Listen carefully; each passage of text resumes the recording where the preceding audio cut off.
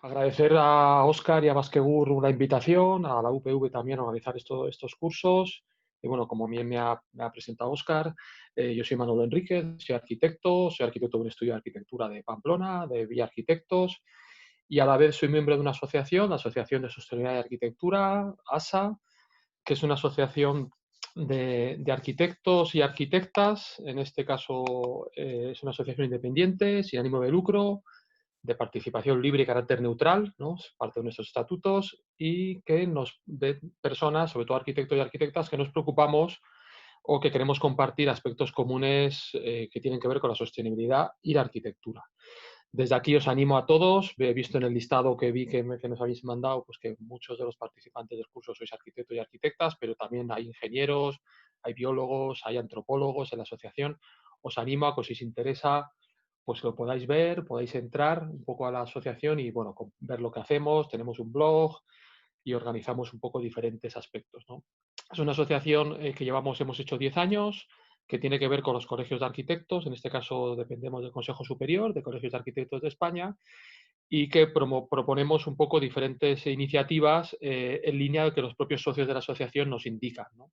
Este año estamos organizando unos encuentros de arquitectura, que este año los estamos haciendo online, un poco en la línea de estos cursos, ¿no? Los hacíamos presenciales y este año ya son online, a los que os invito a que podáis asistir, y esos encuentros de arquitectura se están organizando a través de nuestra propia plataforma. Y de hecho la semana que viene tenemos una charla sobre metabolismo urbano. Creo que va a ser, pues, muy interesante. Hace una semana hicimos una rehabilitación y otra sobre economía circular. Participamos en concursos y en distintas iniciativas y estamos abiertos a todo lo que nos queráis proponer. Yo he organizado un poco la charla, la he modificado un poco a raíz de ver un poco el programa y ver los ponentes, y bueno, por lo que voy oyendo esta mañana, creo que la voy a organizar como la tenía un poco pensada en este último cambio.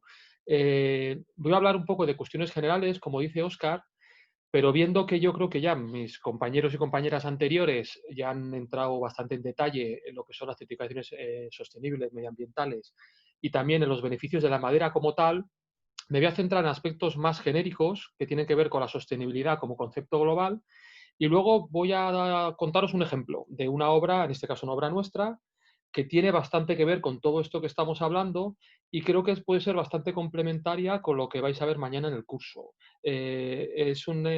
Mañana se va a hablar de temas, aspectos sobre todo de Passive House, pasivos, sobre todo temas de hermeticidad, ¿no? Con Coldo, que estaréis con él, y luego se habla también de rehabilitación y temas de entramado ligero. Bueno, pues yo os voy a enseñar una obra que tiene que ver con todo eso, pero es un poco complementaria. No es una vivienda, sino que es un edificio dotacional. Utiliza entramado ligero, pero también utiliza madera, en este caso elementos de SLT, y está certificada Passive House, con lo cual creo que puede ser interesante, por lo que he visto un poco en el curso, que pueda ser. Y porque de alguna manera yo como arquitecto me gusta ser un poco práctico. Entonces la teoría está muy bien, pero lo importante es la práctica, ¿no? El ponerlo en marcha.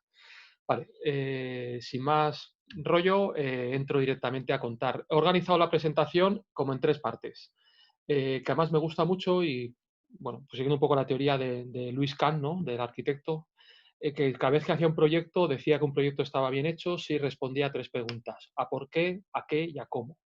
¿Por qué estamos aquí? ¿Por qué estamos hablando de esto aquí ahora? ¿De qué estamos hablando? ¿Realmente qué entendemos por sostenibilidad? Y realmente cómo se aplica. Entonces voy a intentar modestamente dar un poco de respuesta de una manera rápida a esas tres preguntas. ¿Por qué? Y me voy un poquito para atrás, y ya Vitruvio, ¿no? En sus 10 libros de arquitectura, en el año 25 antes de Cristo, escribió: los edificios particulares estarán bien dispuestos y desde el principio se ha tenido en cuenta la orientación y el clima, ¿no? 2000 años después seguimos en ello, intentando orientar bien los edificios, adaptarlos al clima y hacer un poco esta labor, ¿no? Esta concepción, diríamos, documentada, posiblemente es de las primeras aspectos en los cuales se ve la relación de la arquitectura con el entorno ambiental, con el emplazamiento, con la orientación, con la iluminación natural, pero se basaban siempre, y así ha sido durante siglos, en aspectos basados en centrar al hombre, en la medida que se veía que la naturaleza era un recurso que tenía que satisfacer las necesidades humanas, pero no se tenía en cuenta la naturaleza como un factor que se veía afectado por esas necesidades. realmente la manera de habitar y de construir, ¿no? Durante muchos siglos era real, era así, no estábamos afectando al planeta, pero esto fue cambiando, ¿no? Ya hasta finales del siglo XIX, cuando la creación de las grandes ciudades y las condiciones extremas de insalubridad, con la llegada sobre todo de la industrialización, esto es una foto de Barcelona, del centro de Barcelona, de finales del siglo XIX, se empezó a ver cómo que realmente, cómo que nuestras actuaciones urbanas, nuestras actuaciones poco vivenciales, empezaban a afectar ya a algo más que a esos aspectos un poco del medio ambiente y la naturaleza, ¿no? Se empezó a trabajar en la arquitectura. Los arquitectos siempre se nos ha considerado muchas veces como los culpables, o unos de los culpables, de muchas de las cosas que han pasado con la sostenibilidad, y pues yo creo sinceramente que no, que siempre la arquitectura y los arquitectos hemos ido un poco de la mano de los aspectos sostenibles dentro de lo que nos ha permitido nuestro trabajo, ¿no? Y como ejemplo, una de las primeras iniciativas más importantes que aparecieron cuando se empezó un poco a acumular, ¿no?, población en las ciudades, fue la aparición del movimiento moderno. El movimiento moderno es algo que defendía realmente un papel sostenible de la arquitectura. Si pensamos en los 5 principios ¿no?, de la arquitectura blanca de Le Corbusier, realmente estaban basados todos en aspectos medioambientales y sostenibles. Hablaba de cubiertas vegetales, hablaba de liberar las fachadas de la tiranía de los muros de carga, ¿no? Hablaba de la ventana corrida, hablaba de la planta baja sobre pilotes, para poder desprender la planta baja de las humedades del terreno. Realmente esas condiciones tenían muchísimo que ver con la sostenibilidad. La realidad es que, como también nos pasa muchas veces, los arquitectos en este sentido, pues nos quedamos muchas veces, ¿no?, con lo superficial, no entramos en lo profundo, y lo que se nos ha quedado, y durante muchos años se quedó del movimiento moderno, es ese aspecto de arquitectura, ¿no?, de estilo internacional, de arquitectura blanca, arquitectura desnuda, pero perdiendo muchas veces por llegar a esos criterios modernistas, dependiendo muchas veces la esencia del propio movimiento, que era la adaptación de esa arquitectura al lugar, y perdiendo esa relación que decía Vitruvio de orientación y clima, ¿no? Cuando hablamos de arquitectura bioclimática, que es una palabra, y como ha dicho antes Óscar, que la palabra sostenibilidad estaba realmente muy manida, pues la palabra bioclimática, pues también mucho, ¿no? Hasta los yogures son bios, ¿no? El concepto bioclimático es un concepto que aúna dos raíces, ¿no? La palabra bio, que tiene que ver con vida, ¿no?, y la palabra clima, que tiene que ver directamente con la relación climática, la relación de la vida con el clima, la relación del hombre, de las personas con el clima, ¿no? Eso con el movimiento moderno, no en su esencia, pero sí en su desarrollo posterior, se perdió en gran medida.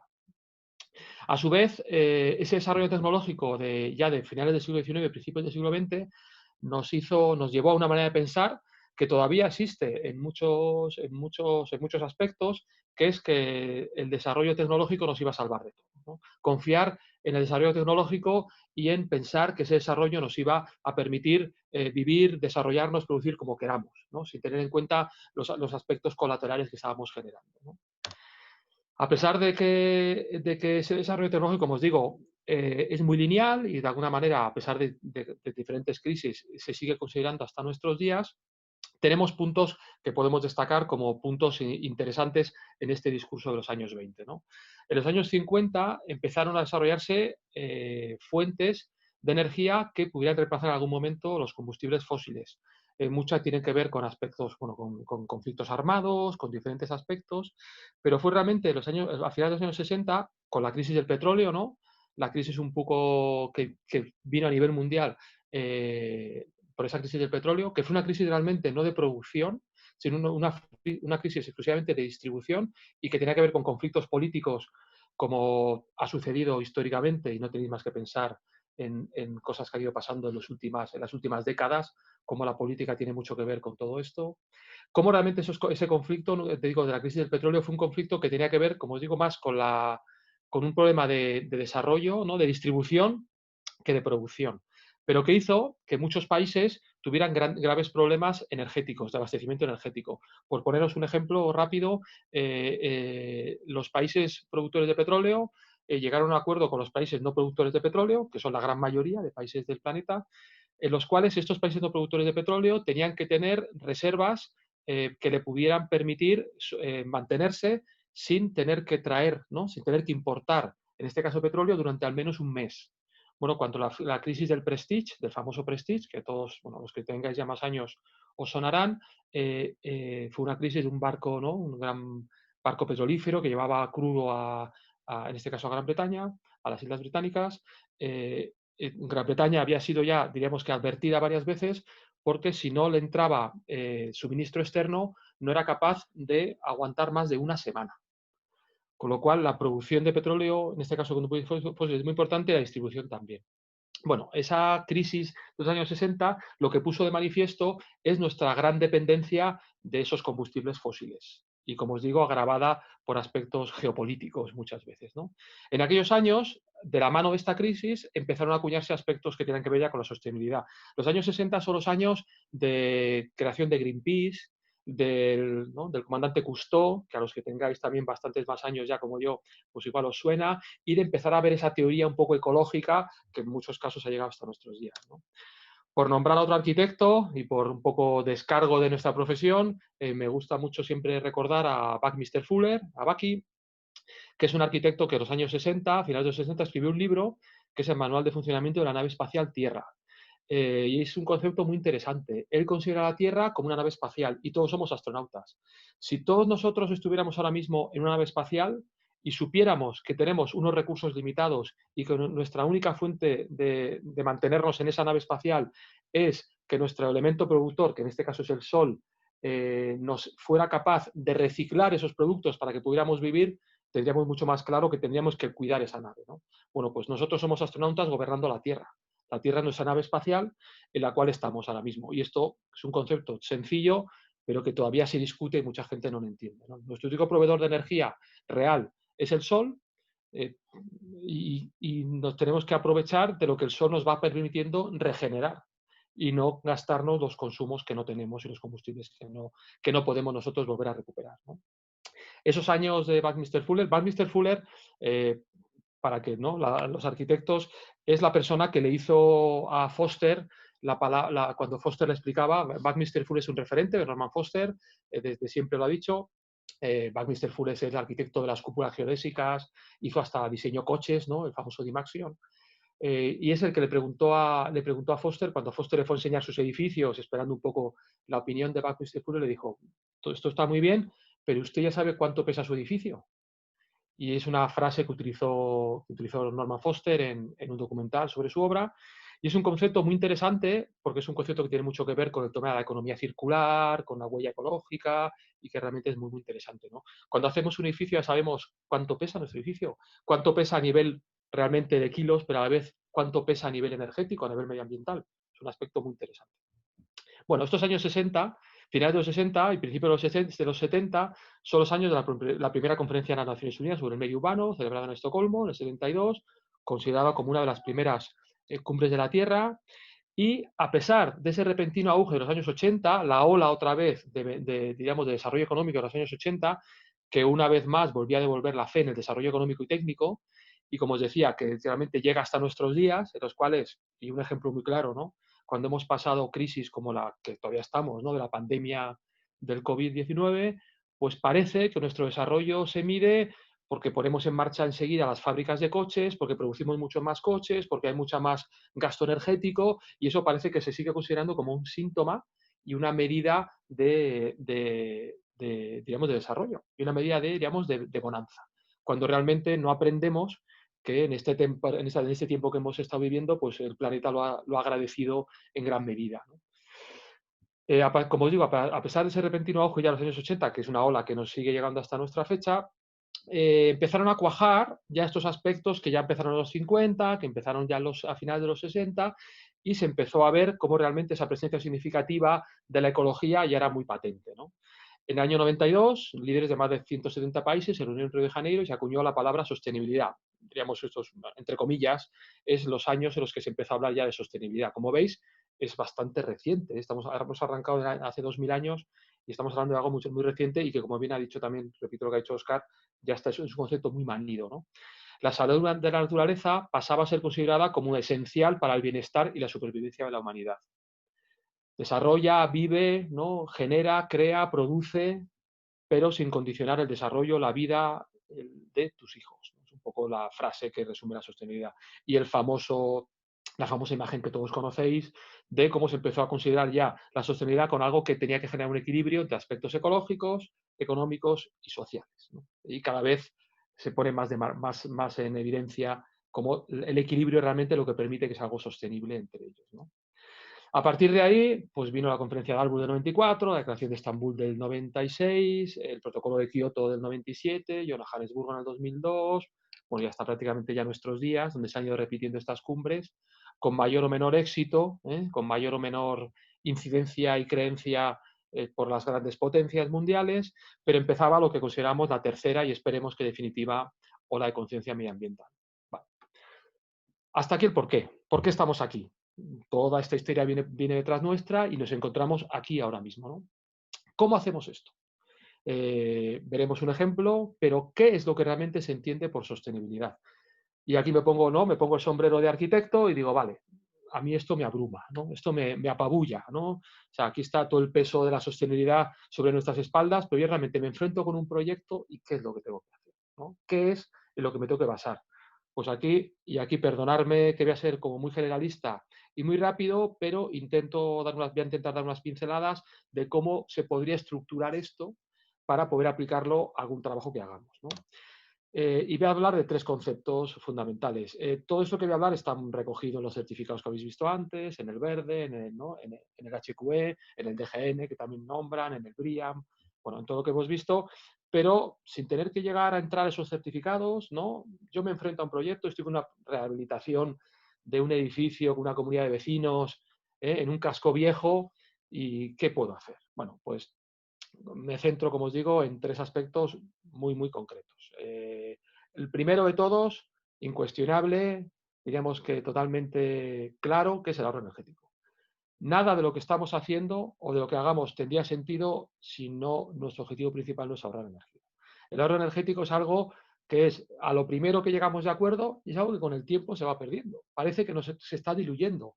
Decía Gropius que si algo caracteriza a los tiempos modernos es la claridad de conceptos, pero la total falta de objetivos, ¿no? Pues es lo mismo. Los conceptos están muy claros, pero los objetivos no. Y los objetivos son esos. Los objetivos son aplicar los conceptos. El concepto es el ahorro energético. Mal haríamos si estamos en un edificio muy sostenible, que podamos decir que sea muy sostenible, pero con ahorro de energía.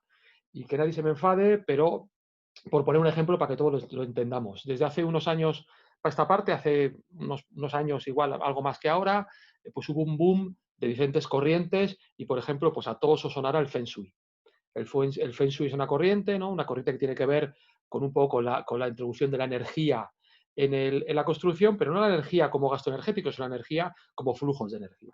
Es un aspecto muy interesante y que realmente tiene mucha literatura y, digamos, un desarrollo también de siglos muy interesante. Pero claro, si hacemos un edificio que cumpla mucho Feng Shui, pero que gaste mucha energía, pues me disculparéis, pero yo lo consideraría poco sostenible. Entonces, en ese concepto creo que hay que ser muy riguroso. Lo primero es ahorrar energía. ¿Y en qué tenemos que ahorrar energía? Pues en lo que gastamos, energía en un edificio, tanto en su construcción como en su puesta a punto y mantenimiento y vida futura. Gastamos combustible, gastamos electricidad y gastamos agua. Si hablamos de aspectos de uso, gastamos combustible en calefacción y en aproximadamente sanitaria, gastamos electricidad en fuerza, en frío, según en qué climas, y en alumbrado, y gastamos agua tanto en consumo como en riego. Y esto diríamos que es claro, medible y cuantificable. Y esto además es adaptado al clima. Si yo hablo de un edificio en Pamplona, pues realmente mi orden seguramente será el que he puesto. El combustible, electricidad y agua. Si hablo de un edificio en Almería, posiblemente la electricidad, por el aspecto de la refrigeración, subirá y posiblemente igual hasta encima del combustible, ¿no? Pero si hablo de un edificio en Canarias, pues seguramente el agua, que a mí aquí en esta zona, pues la verdad que le damos muy poquita importancia, el agua en Canarias tiene mucho valor. Igual, tanto o más que el combustible de la electricidad porque tiene un clima muy templado. Yo espero que se entienda. Y si alguien no lo entiende, pues me puede preguntar perfectamente y lo concretamos. Pero creo que son conceptos muy sencillos. ¿Y por qué lo digo? Y incido un poco en esto. Los que también tengáis algunos años más, recordaréis que hace unos años hubo una campaña, en este caso del IDAE, del ministerio que venía del Ministerio de Fomento, que mandaban a las casas, mandaban unas cartas en las cuales tú con ese papelito ibas a correos y te daban una lámpara de bajo consumo. Era una campaña para favorecer la utilización de lámparas fluorescentes de bajo consumo en las viviendas. Se distribuyeron más de 20 millones de bombillas de bajo consumo en toda España.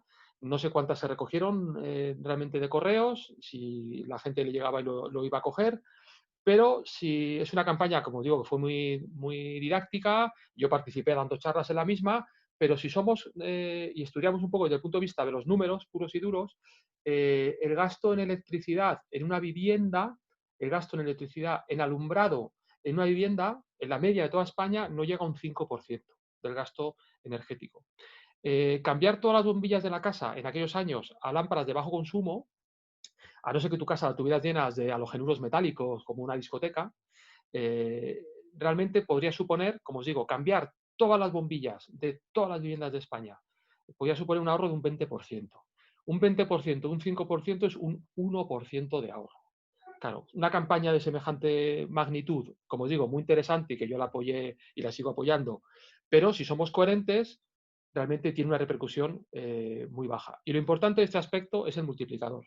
Es una frase muy utilizada que yo ya, a los que me habéis oído alguna otra vez, me lo he sabido decir. Lo importante no es tener unas poquitas personas perfectas, lo importante es tener millones de personas imperfectas. Lo importante no es hacer un edificio, que yo tengo alguno y luego os voy a enseñar, de consumo energético nulo, incluso de energía positiva. Lo importante es que haya muchos edificios que ahorren energía. El gasto en combustible en un edificio, en esta misma proporción, en la media en toda España, en un edificio residencial, está en torno al 80%. El 80% es el combustible, el 20% es electricidad y el agua no se suele considerar como combustible. De ese 80%, el 60% es calefacción y el 20% es agua caliente sanitaria. Hacer una buena envolvente energética en un edificio, hacer un buen aislamiento, puede suponer ahorros de un 50 o un 60% en calefacción, que en ese multiplicador estaríamos hablando de ahorros globales por encima del 30%, frente al 1% de la electricidad. Bueno, no me quiero enrollar más aquí, pero muy importante esto, ahorro energético, y muy importante medir y valorar. Si hacemos un proyecto y no sabemos ese proyecto cuántos kilovatios hora por metro cuadrado al año consume, mal, mal vamos, mal vamos. Tenemos que saber como arquitectos qué consumo tiene y ese consumo en qué se reparte, en calefacción y refrigeración, en electricidad, porque si no sabemos qué datos estamos manejando, no sabremos realmente a qué atacar. Vale, siguiente aspecto. Como nosotros vamos a necesitar energía para poder vivir, para poder construir, lo interesante es que esa energía venga de fuentes renovables.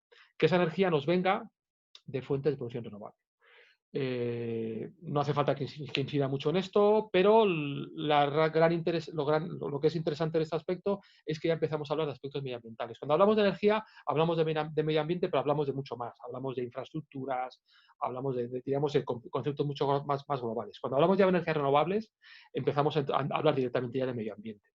Dejamos de consumir combustibles fósiles para empezar a consumir combustibles no fósiles y renovables y empezamos a equilibrar, ¿no? ¿Y qué energías renovables? Y lo mismo, por intentar ser muy sencillito, bueno, pues aspectos que tenemos que aplicar. Lo primero, pasivos. Un edificio bien orientado, que tenga captación solar pasiva en invierno, protección en verano, ventilación cruzada, pues es un edificio que utiliza energía renovable, energía renovable solar. Y con el mismo concepto que estamos diciendo, el concepto es que contra más pasivos seamos, mejor. Si me puedo evitar el tener que hacer elementos activos muy complejos, mejor. Si un edificio no necesita el que yo en ese edificio utilice o tenga que poner sistemas, no sé, de cogeneración con máquinas de absorción, por ir un poco a algo un poco sofisticado, mejor. Si lo puedo hacer solucionando con ventilación natural, mejor que poner recuperadores de calor. Y aquí choco un poco con el tema passive y bueno, esto es para otro debate, pero que yo puedo hacer de una manera natural, mejor que de una manera, diríamos, artificial. Pero bueno, como no voy a poder ser capaz seguramente con elementos pasivos de conseguir hacer todo, me paso a utilizar sistemas activos. Y los sistemas activos, pues todo lo que tenga que ver con la aplicación de energías renovables en la construcción. En este caso, tanto fotovoltaica como térmica, térmica de distintos tipos, termosolar, mini hidráulica, eólica, geotérmica. Pues aquí todo lo que se puede introducir. Y cuando hablamos de otros sistemas, realmente lo que hablamos es de la combinación. Generalmente las cosas no funcionan por sí mismas, sino que lo que hay es una combinación. Generalmente hay una combinación de elementos pasivos que cuando no llegan aplican elementos activos que a su vez están, diríamos que domotizados con elementos que tienen que ver con esos pasivos. Bueno, un poco esa unión, ¿no? Vale. Ahorro energético utilizando energías renovables. Y el tercer aspecto, y aquí empezamos a hablar ya directamente de la madera, es la construcción sana. Poco estaríamos haciendo si estamos construyendo edificios que ahorran energía, que utilizan energías renovables, pero que en sí mismos son contaminantes. Que nuestros propios sistemas constructivos son muy contaminantes, que nuestros propios materiales son muy contaminantes, con lo cual algo no estamos haciendo bien, ¿no? Algo nos estamos dejando por el camino. Y aquí es donde entra la madera, digamos que por la puerta grande, ¿no? Cuando hablamos de construcción sana, y por también ser muy clarito, y ya me perdonaréis que estoy siendo igual demasiado genérico y poco concreto, pero para dejar las ideas claras, ¿qué entendemos por algo que se considere sano? ¿Eh? Y el concepto sano es un concepto que yo utilizaba hace un tiempo, lo dejé de utilizar y ahora con estos temas de las crisis sanitarias lo he vuelto a utilizar porque tiene mucho que ver con lo que estamos viviendo, ¿no? Cuando hablamos de construcción sana, y por poner un ejemplo, ¿no? Hablamos de materiales, le preguntamos al material de una manera directa, sin tener que hacer grandes sofisticaciones ni tener que buscar certificados específicos, sino es una manera muy inmediata, ¿no? Para que un material sano tiene que ser un material que cumpla tres aspectos. Uno, que sea un material de bajo impacto en su producción, que sea un material renovable o reciclable, o que sea un material que al final de su vida útil genere un residuo de bajo impacto. No tengo más que comparar, y por hacer un ejemplo muy rápido, dos ventanas. Una ventana construida con madera y una ventana construida con PVC. Y le pregunto a la ventana, ¿no? Ventana, ¿no? ¿Tienes bajo impacto en tu producción? Si esa ventana viene de una plantación, ¿no? Tiene algún sello o viene de una plantación sostenible, generalmente esa ventana tiene muy poquito impacto en su producción, porque la manipulación que hay que hacer de la carpintería, en este caso de la madera, es muy baja, porque la materia prima ya, de alguna manera, ya nos está dando esa ventana en sí misma, ¿no? Si yo estoy haciendo una ventana de PVC, el PVC es un material que es un compuesto, ¿no? Que es un polivinilo de cloruro, que utiliza en sus diferentes sustancias, que tiene un proceso industrial bastante más sofisticado y complejo, y que, entre otras cosas, lo que está utilizando para su construcción es cloro. Y el cloro, pues, se utiliza, bueno, dicho de alguna manera genérica, me perdonaréis, como veneno para, no sé, pues para que no salgan bichos en el agua, ¿no? Y estamos utilizando gran parte de ese cloro, que es un residuo industrial en muchos casos, que no sabemos qué hacer con él, lo estamos utilizando para construir ventanas. Bueno, pues el impacto en producción de los dos sistemas es muy diferente, ¿eh? El impacto en producción de esa ventana de madera de lo que puede ser una ventana de PVC. ¿Son renovables y reciclables? Los dos lo son. Y lo digo porque hace tiempo decía que el PVC no era reciclable y alguna charla que di, alguien me quería denunciar. ¿Es reciclable? Sí. ¿El PVC se puede reciclar? Sí. Pero el costo de su reciclaje es 7 veces mayor que el de hacer un PVC nuevo. Es un reciclaje absurdo, pero se puede reciclar. Que quede constancia ante notario de que se puede reciclar. Pero, como os digo, la madera es un material que se puede renovar, se puede reciclar en sí misma, y con una ventana me puedo hacer luego una mesa directamente, o la puedo llevar a otro sitio, o puedo hacerme un cuadro, un marco para un cuadro, ¿no? Con el PVC también lo puedo hacer, pero como os digo, su reciclaje como material pues es mucho más costoso. Y le hago la última pregunta, residuo de bajo impacto. La madera, cuando ha acabado su vida útil, y si además pues la hemos utilizado y la hemos tratado con barnices naturales, con ceras, posiblemente incluso hasta la podemos quemar y se convierta en biomasa. El PVC es un material muy bueno, y el hecho de que sea muy bueno y con unas propiedades buenísimas desde el punto de vista aislante, no estoy yo diciendo nada en contra del mismo, pero solo como por analizarlo desde el punto de vista de lo que hablamos de concepto sano, pues se entiende que yo si hago una ventana, esa ventana, si la dejo apoyada en una pared, posiblemente tenga una vida útil de unos 400 años. Claro, 400 años con la ventana ahí. Todos hemos visto ese ejemplo de la típica bolsa de plástico cuando éramos más jóvenes, inconscientes, de que le metíamos fuego y salía un humo negro y se convertía en una bola, pero la bola se quedaba allí, ¿no? Bueno, creo que se entiende, esto que os estoy diciendo de una manera rápida, pero es eso mismo. Y esto se lo podemos preguntar a cualquier cosa. Se lo podemos preguntar a la madera, en este caso a la ventana, se lo podemos preguntar a un sistema constructivo, se lo podemos preguntar a un edificio, ¿no? Cuando hablo de construcción sana, y lo comentaba antes, tenemos que ver con muchos aspectos. Y aquí ya entramos directamente a temas muy actuales. Entramos directamente a temas que tienen que ver con el cradle to cradle, ¿no? Con la economía circular, con temas que tienen que ver bueno, con todo el tema de la huella de carbono y con todos los aspectos que tienen que ver con esa línea. No me enrollo más en este aspecto y el qué creo que está claro, ¿eh? Ahorro energético, energías renovables y construcción sana dentro del espectro tan grave que conlleva. Esto, si lo sumo, me da algo que nosotros utilizamos, en este caso le llamábamos internamente lo que llamamos la matriz bioclimática, que es una mezcla de todo esto. Esto es algo que nosotros utilizamos en los proyectos y que es un checklist que empezamos a cuadrar. Bueno, claro, si yo empiezo a trabajar en un proyecto de urbanismo, lo que llamamos morfología urbana y medio físico, yo puedo hacer más cosas, puedo orientar mis viviendas bien, puedo hacer aspectos más claros. Si estoy trabajando en un aspecto, es una rehabilitación, posiblemente no puedo hacer todo lo que yo quiera, porque igual está que la vivienda no está bien orientada, la captación solar que tengo es limitada, pero bueno, siempre puedo hacer algo. Como decía, necesitamos mucha gente imperfecta, necesitamos muchos proyectos imperfectos, no pocos proyectos perfectos, muchos imperfectos. Y entonces, bueno, pues ya veis que sin más un resumen de lo que hemos comentado. Vale, y voy a cómo. Y aquí me voy a centrar en un ejemplo, lo voy a contar también un poquito rápido, y aquí me perdonaréis que voy a contar un ejemplo de una obra nuestra, que son las que mejor conozco, y que tiene bastante que ver con todo lo que hemos visto en el curso. Entro directamente a lo que es ya el edificio. Este es un edificio dotacional en un municipio a las afueras de Pamplona, que es en un área que se llama Olloqui, y esta es una foto un poco de ese área, típica desarrollo urbanístico de hace unos poquitos años, de desarrollo urbanístico residencial a las afueras de un núcleo urbano, lleno de viviendas adosadas, ¿no? Adosadas, viviendas unifamiliares adosadas, acosadas, que diría algún amigo mío, endosadas, que también diría otro, en el cual se genera el desarrollo residencial, se llena de casas la zona y cuando se llena de casas se dan cuenta que no tienen ningún local público, ningún local donde reunirse, ningún local social, no hay un bar, no hay una panadería, no hay suficiente gente para que nadie abra un comercio y hay una reivindicación social para generar un espacio dotacional. El municipio se pone en marcha con el valle al que pertenece y se organiza un concurso para construir un edificio social que dé servicio a las necesidades de ese núcleo urbano. Esta es una foto de la zona, pero es que es bastante más amplio y disperso, ¿no? En ese crecimiento un poco en sprawl, en marcha de aceite que tanto hemos vivido en el desarrollo de los últimos años, ¿no? El solar que se asigna es este que veis aquí, es un solar también dentro de esa zona de desarrollo urbano un poco sin mucho criterio, pues de ir llenando la ciudad de viviendas un poco dispersas, pero dentro del CAB era un solar bastante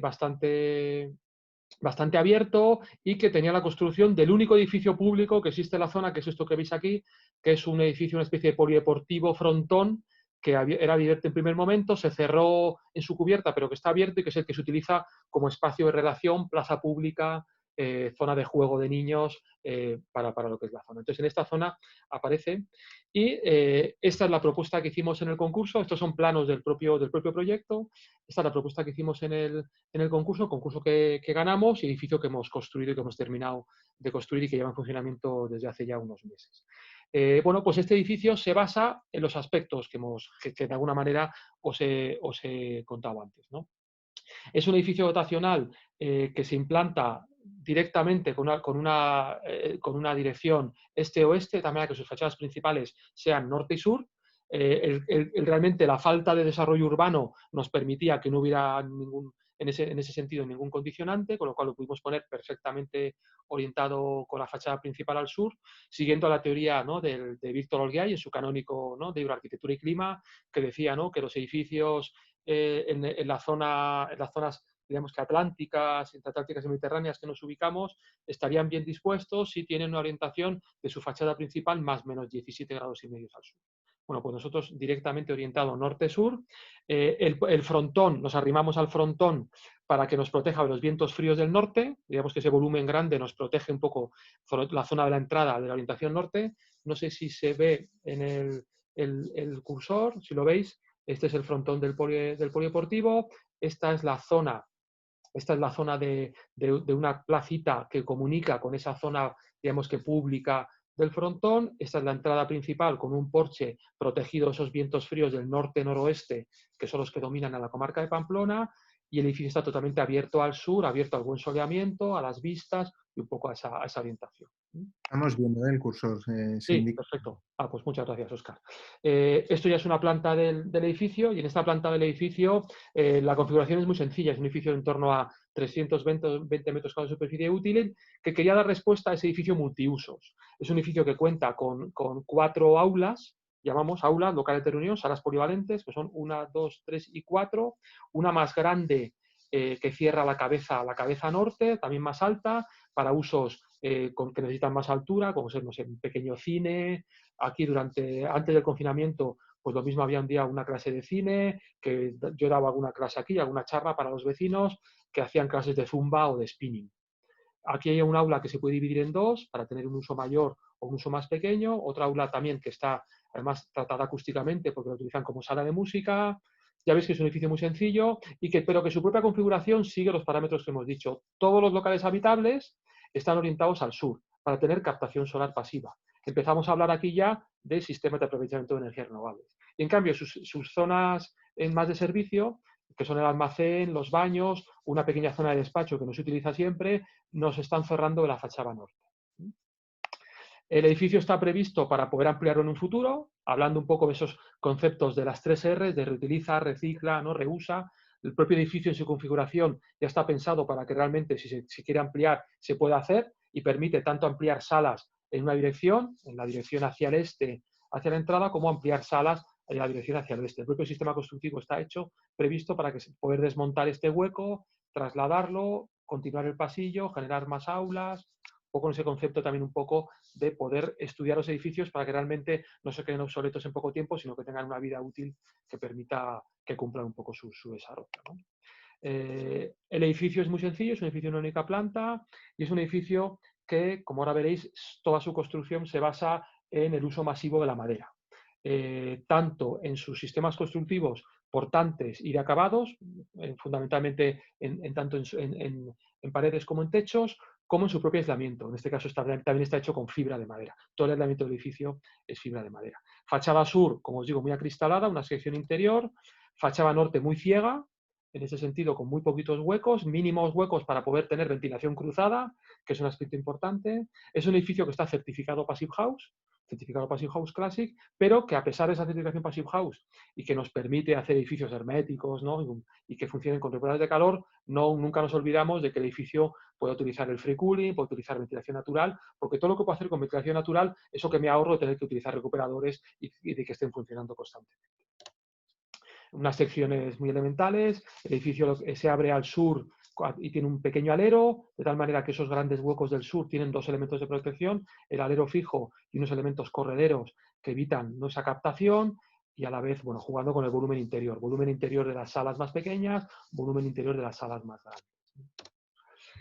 Bueno, ya planos puramente constructivos, voy rapidito, en los cuales, bueno, pues con un poco el sistema constructivo, que lo vamos a ver un poco directamente de una manera de la presentación, como bien ha dicho Óscar, la envío a la organización para que os la haga llegar a todos los que consideréis. Sistema constructivo se basa en una construcción con muros de contralaminado, en este caso de CLT. Son elementos de CLT, aunque aquí veáis, son estos que veis aquí, espero que lo veáis bien, son paneles de CLT de 12 centímetros, en realidad están dibujados aquí con elementos tricapa, la construcción se hizo con elementos de 5 capas, que para temas de estanquidad funcionan mejor, de hermeticidad al aire. En cálculo nos salía que teníamos con menos espesor, nos podía valer para temas constructivos, pero queríamos dejarlo visto al interior, con lo cual por temas de protección a fuego se sobredimensionó un poco, pero ya veis que todo el edificio está hecho con paredes de muro de carga de 12 centímetros solo y sistemas de fachada ventilada exterior con un gran aislamiento, en este caso de 24 centímetros de fibra de madera. Ese aislamiento lo tenemos tanto en paredes como en cubiertas, como en suelo, que lo veremos ahora en alguna sección constructiva. El sistema constructivo de SCLT permite construirlo como un mecano, el edificio se diseña y se hace, se fabrica y se trae y se monta en un mecano, se montó todo lo que es el sistema constructivo de todas las paredes y la cubierta se montó en una semana y tiene una ventaja muy interesante. Ya hemos hecho dos edificios exactamente de este estilo y otros con sistemas parecidos y hay una cosa que a mí me gusta mucho, que es que no puede haber cambios en obra, porque ya está hecho, ya está construido, ya está montado, con lo cual eso a los promotores les gusta menos, pero a los arquitectos, me entenderéis, pues es algo que está realmente muy bien. Lo proyectas, lo diseñas, se desarrolla un desarrollo técnico muy amplio, en el que viene todo marcado, hasta los agujeros de las tomas de aire en el propio edificio, y ya esto es así. Bueno, pues cómo viene el despiezado también para aprovechar la madera y ese sistema contralaminado. Toda la madera que se utilizó en este caso está hecho, bueno, una empresa Egoin, una empresa de EA, y está hecho con pino radiata, en este caso pino navarro, porque el edificio tenía una subvención, en este caso también de una federación, para que lo vea bien, que es de FEADER, que es una federación de un programa de desarrollo rural, de montaña, el Gobierno de Navarra, que en este caso primaba si el edificio utilizaba pino navarro, y se utilizó para hacerlo, y también un poco en ese concepto de la economía circular del kilómetro cero, intentar que los materiales sean de las zonas más próximas posibles, como muy bien ha explicado antes Óscar cuando hacía un poco el comentario de lo que habían expuesto las compañeras de GBC, ¿no?